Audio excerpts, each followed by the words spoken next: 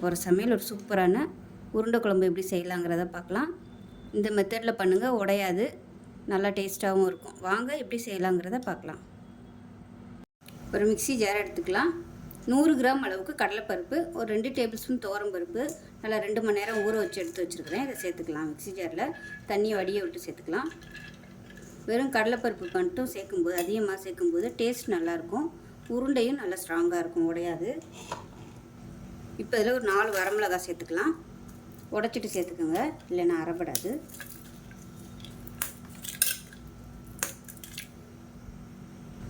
ஒரு டீஸ்பூன் போல் சோம்பு சேர்த்துக்கலாம்.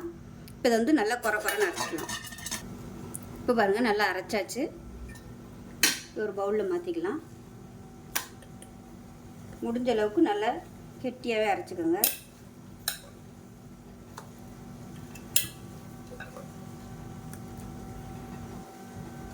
இப்போ பாருங்கள், இதில் பொடியாக நறுக்கின கொத்தமல்லி, பொடியாக கட் பண்ண பூண்டு சேர்த்துக்கலாம்.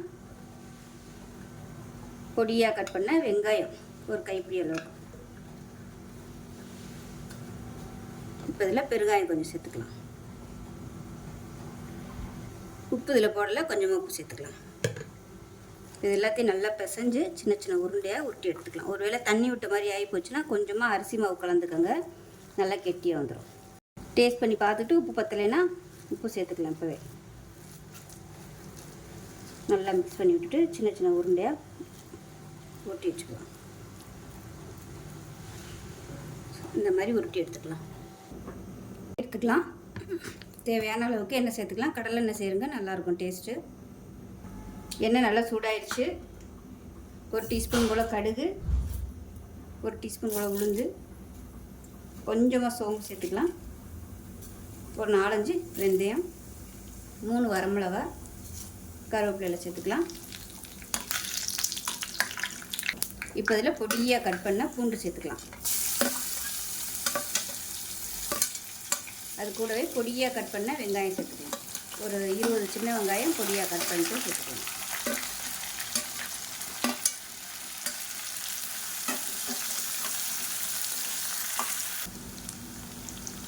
இப்போ வெங்காயம் நல்லா வதங்கிடுச்சு. குழம்புத்தூள், மிளகாய்த்தூள், மஞ்சள்தூள் சேர்த்துக்கலாம். எவ்வளோ வேணுமோ நீங்கள் குழம்பு தகுந்தாப்பில் குழம்பு மசாலாத்தூள் சேர்த்துக்கோங்க. அதை லேசாக எண்ணெயில் வதக்கி விட்டுக்கோங்க.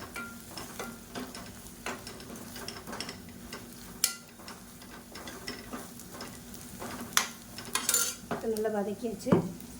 இப்போ ஒரு 3 தக்காளி மிக்சியில் அடித்து வச்சுருக்கேன், அதை சேர்த்துக்கலாம். சேர்த்துட்டு நல்லா எண்ணெய் பிரிஞ்சு வரணும், அந்த அளவுக்கு நல்லா வதங்கட்டும். இப்போ பாருங்கள், தக்காளி நல்லா வதங்கி எண்ணெய் பிரிஞ்சு வந்துருச்சு. இந்த ஸ்டேஜில் தண்ணி சேர்த்துக்கலாம். நல்லா சூடான தண்ணியாக சேர்த்துக்கோங்க.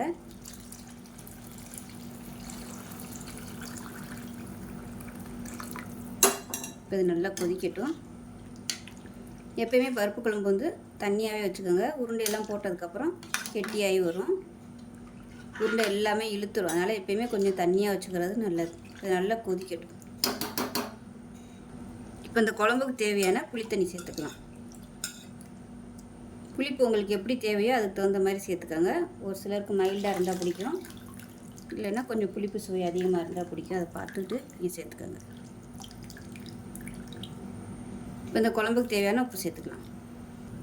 இப்போ பாருங்கள், குழம்பு நல்லா கொதிச்சு எண்ணெயெல்லாம் பிரிய ஆரம்பிச்சிருச்சு. இந்த ஸ்டேஜில் நல்லா கெட்டியான தேங்காய் பால் சேர்த்துக்கலாம். தேங்காய் பால் சேர்த்து நல்லா கலந்து விட்டுட்டு நல்லா ஒரு கொதி வரட்டும். இப்போ இந்த ஸ்டேஜில் நம்ம உருட்டி வச்சுருக்கிற உருண்டை எல்லாத்தையும் சேர்த்துக்கலாம். இப்போ நல்லா கொதிக்க ஆரம்பிக்குது. உருண்டை எல்லாத்தையும் சேர்த்துக்கலாம்.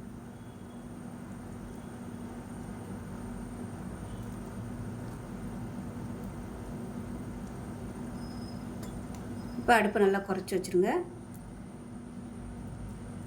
குறைச்சி வச்சுட்டு ஒவ்வொரு உருண்டையாக உள்ளே சேர்த்துக்கலாம். அப்போ தான் அந்த மிதமான தீயில் நல்லா வெந்து வரும். கொதிச்சுட்டு இருக்கையிலே எல்லாத்தையும் போட்டிங்கன்னா உருண்டையெல்லாம் உடஞ்சி போயிடும்.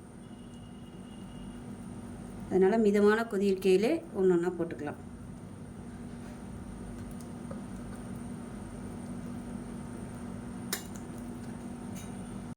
இப்போ உருண்டை குழம்பு எப்படி இருக்குன்னு பார்க்கலாம்.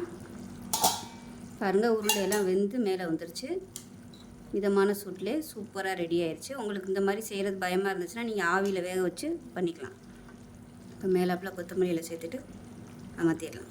சூப்பரான உருண்டை குழம்பு ரெடி ஆயிடுச்சு. இட்லி, தோசை, சாதம் எல்லாத்தையுமே சூப்பராக இருக்கும். செஞ்சு பாருங்கள். செஞ்சு பார்த்துட்டு எப்படி இருந்துச்சுங்களா சொல்லுங்கள். வீடியோ பிடிச்சினா லைக் பண்ணுங்கள், கமெண்ட் பண்ணுங்கள், சேனலை சப்ஸ்கிரைப் பண்ணுங்கள், பக்கத்தில் பெல் பட்டனையும் ப்ரெஸ் பண்ணுங்கள். நன்றி.